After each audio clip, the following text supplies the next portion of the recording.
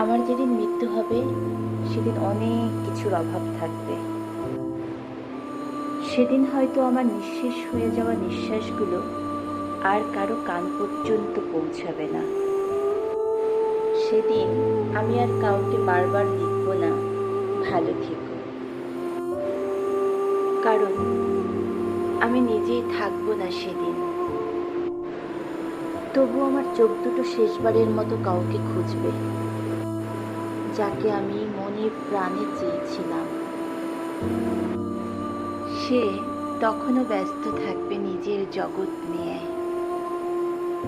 আমার লাশটা যখন কাফনে মোড়ানো থাকবে, তখন হয়তো অনেক অভাব থাকবে কারো ভালোবাসা পাওয়ার জন্য,